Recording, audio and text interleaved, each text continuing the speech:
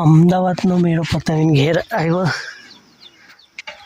તો લાગી ગયેલું છે પણ દવા છાંટવું પડે એવું છે.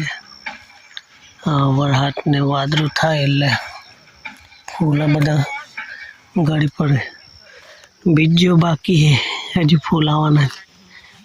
મોટી જાત લગભગ કેટલું હશે 10 ફૂટનું. ઝાડ બન્યું તુવેરનું બીજે લાગેલી છે હજુ.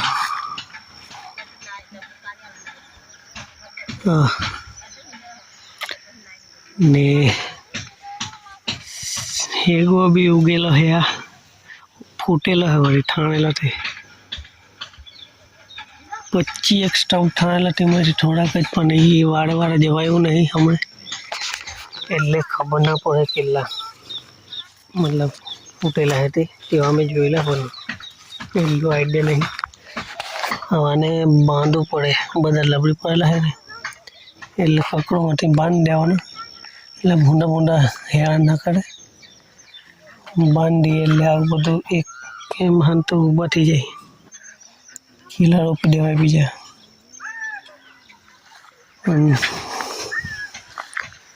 ધીરે ધીરે કામ થાય.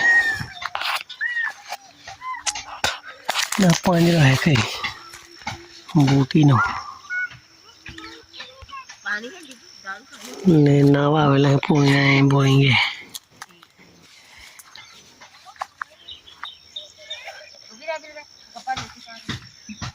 ચાલો હમણાં હાલું જ બીજું આગળ બતાડું. આખો દાડો છે વિડીયો. પેલા અમદાવાદવાળા વિડીયો ના જોયા એ બધા આયુર્વેદિકના ને એવા તેવા તે ચેનલ ઉપર જાઓ ને જુઓ અને જે કોઈને જરૂરતમંદ લાગે એઓને મોકલો. કારણ કે એકદમ ઓર્ગેનિક ને વનૌષધિના બધા વિડીયો આવેલા છે બરોબર. મોકલો ને કોઈને મદદ થાય મદદરૂપ બનો એવા ઉદ્દેશ્યથી જ બનાવેલો છે મેં વિડીયો. મેં જ બનાવ્યો તમે જોયો. તમને કદાચ ના જરૂર હોય પણ જેને જરૂર હોય તેને મોકલો એટલે તે ભાઈ કે બેન વૈદ્ય સુધી પહોંચે અને એને લાભ મળે.